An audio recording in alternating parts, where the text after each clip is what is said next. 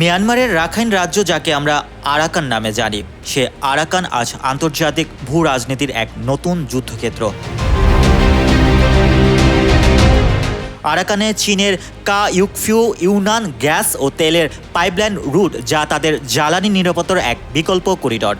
এই পাইপলাইনের মাধ্যমে মধ্যপ্রাচ্য থেকে আনা তেল ও গ্যাস বঙ্গোপসাগর থেকে চীনের উত্তর পশ্চিম অঞ্চলে প্রভাবিত হয়।